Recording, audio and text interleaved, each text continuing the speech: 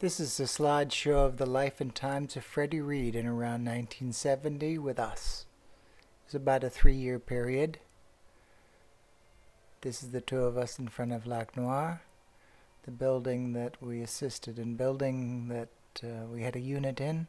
We had lived in a chalet before. I was in school in Switzerland, and my mother and Freddy came to live up in the mountains. That's the fireplace that they designed.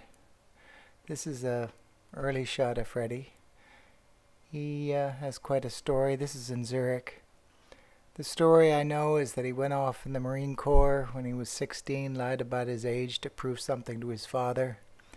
Came back to New York and became a runner on the brokerage floor in New York. Worked his way all the way up to vice president of a firm called Hayden Stone. Met my mom and took off. And I don't know if it had anything to do with the company failing, but he lost all his stock options. Anyway, this is in Millbrook, where we visited. We knew an old friend by the name of Billy Hitchcock, who had the farm that had the famous building that Timothy Leary used to hang out at. Billy took me up in his helicopter. That was fun. There it is in the air.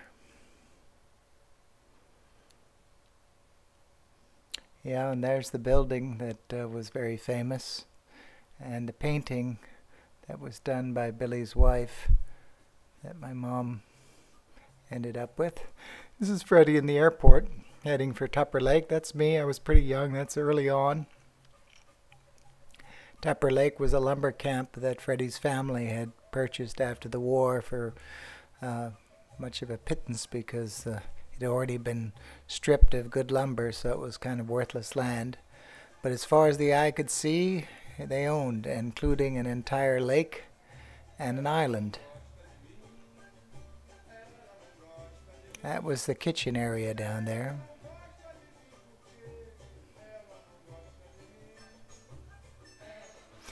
These guide boats were built by one of the last artisans who made them.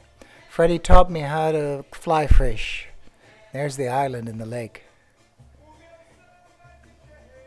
He downed a number of trees along the edge of the lake to make habitat for the fish.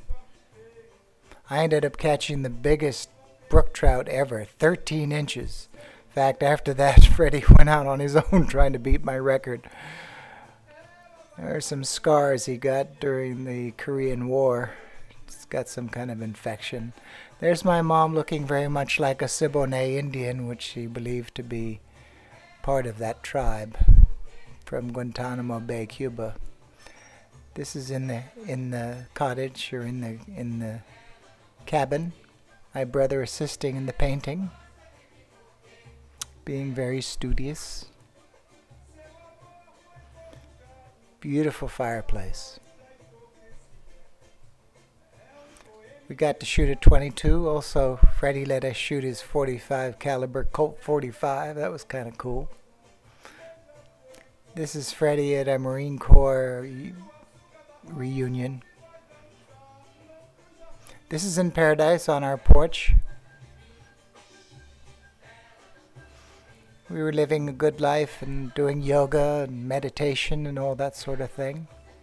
This is off to Switzerland. We lived in the highest, or they lived in the highest year-round live village in Switzerland, called Art+Chandolin. Beautiful, beautiful place. These are some of my photographs mixed with postcards from the area. I love photography. Basically, it was a little village there. They took cows up into the pastures in the summer and kept them in the cabins in winter. That's me, smoking cigarettes, trying to be artistic. A little bird on the post. Again, trying to be artistic. Blue glasses. This is our cousin Annabelle, who came to visit.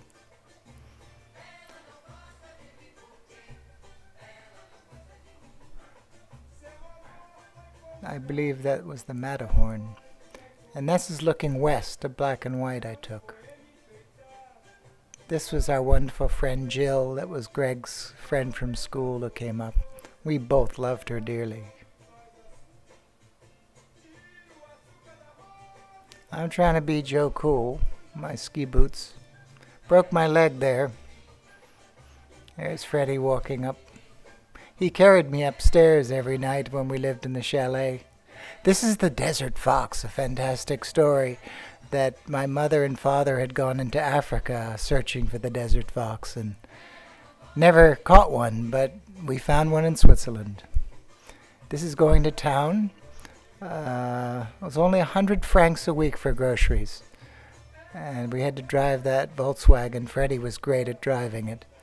Up treacherous roads. I mean, the roads were steep and dangerous edges, and we did a lot of exploring in the van. Later got a white one that had a Porsche engine in it, which was more powerful for climbing the mountain, which was quite a job for this Volkswagen.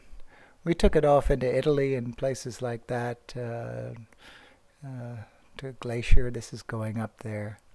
I think we went into France and Italy, but not deep into France, just from Switzerland in and along the area. Went through the St. Bernard Pass. And this is at the Glacier, where they had this amazing cut through the rock and a bridge going across two rocks, like in a chasm between. It was scary to walk across. I think my mom's quite relieved that she did it. Yes, I smoke with my mom. There's Freddy and Mom making plans. They invested in the ski lift there, which I still have the shares, which are pretty worthless. And this is Lac Noir, our building again. And that's cross-country skis.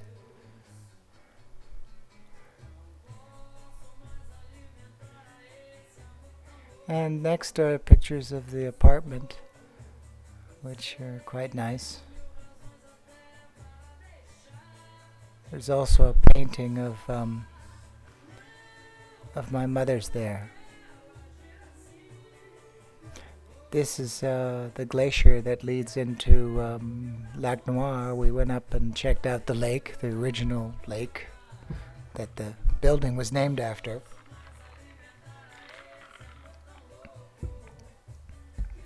Our wonderful Catherine, a dear friend who had come to Paradise and was a friend of my mom for a long, long time. Oh, Ella Maillard, wonderful lady. My mother loved very much, or admired, and ended up taking Freddy Read to Afghanistan. She had gone there as a young woman with another woman and wrote a book about her adventures, and in her later years took groups to Afghanistan. And this was a time when Afghanistan was not really influenced by anyone so much. The Americans left and the Russians hadn't moved in yet. I believe that was about the time. They had gotten a little worse about tourists, where they charged you to get through certain areas, but he had quite an adventure there. He was fascinated with the book The Horseman. A wonderful movie was done with Omar Sharif. And he filmed the games in Kabul, where they take a goat and try to get it into the opponent's goal, and there's almost no rules. They whip each other and sometimes even stab each other in an attempt to get away with the goat. This is scrimshaw, which Freddy taught me how to do. Mine's to the right. It's an old art of carving or etching whale's teeth. Politically incorrect these days, but if overpopulation wasn't an issue, a few whales would be all right to take. Anyway, Freddy really loved this art and made some wonderful pieces, which I still have. There's mine from there, and that's how I know the date. These are some things that Freddy contributed to the household.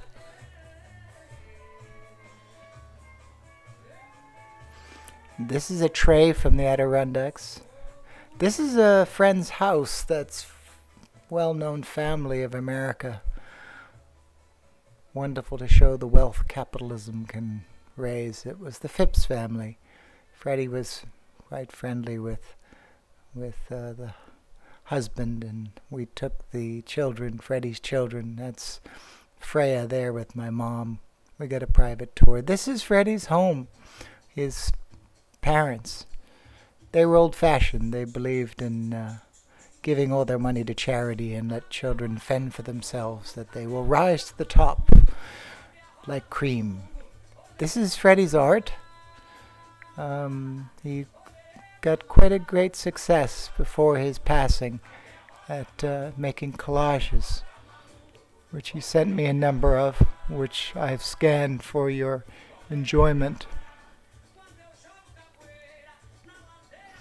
Goodbye, Freddy. It's been wonderful knowing you.